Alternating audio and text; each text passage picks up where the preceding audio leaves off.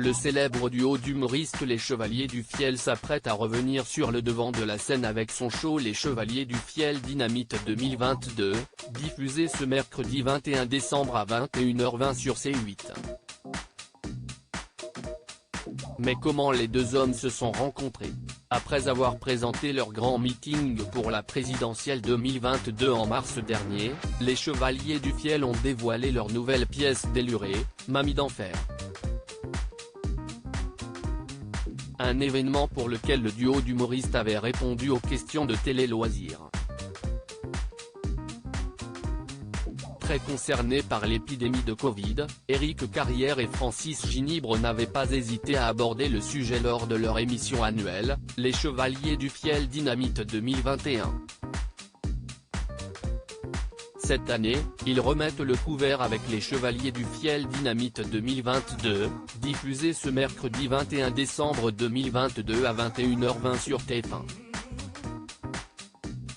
Pour finir l'année en beauté, en voilà une belle occasion d'aborder les fêtes avec le sourire.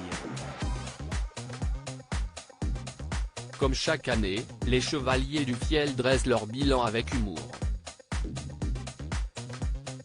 Pendant 1h30, le duo, qui incarne comme à son habitude différents personnages, révèle des sketchs et un clip inédit, des chansons, appuyées sur des faits marquants qui se sont déroulés ces derniers mois.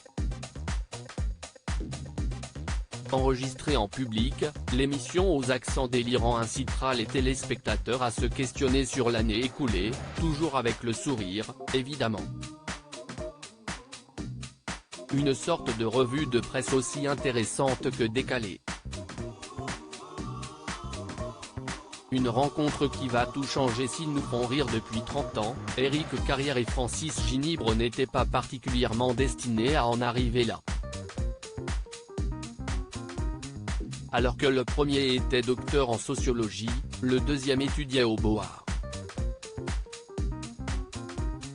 Au début des années 1980, Éric Carrière joue dans un petit théâtre à ses heures perdues, et cherche un batteur pour l'accompagner.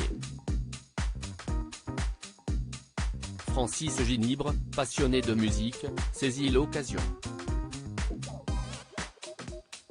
L'alchimie entre les deux artistes opère instantanément. Leur folie humoristique les rassemble et ils décident rapidement de créer les Chevaliers du Fiel.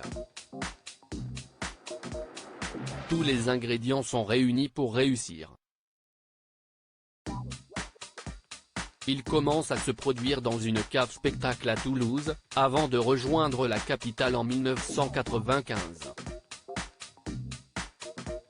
Avec près de 30 spectacles à leur actif, une chanson culte La Cime-Camille, ou encore l'ouverture d'un restaurant, Éric Carrière et Francis Ginibre ne se sont jamais relâchés depuis les années 90. Un pari réussi. À lire aussi Les Chevaliers du Fiel, Mamie d'enfer sur C8, des plus célèbres, comme Johnny Hallyday, aux moins connus, les gens connaissent des problèmes d'héritage.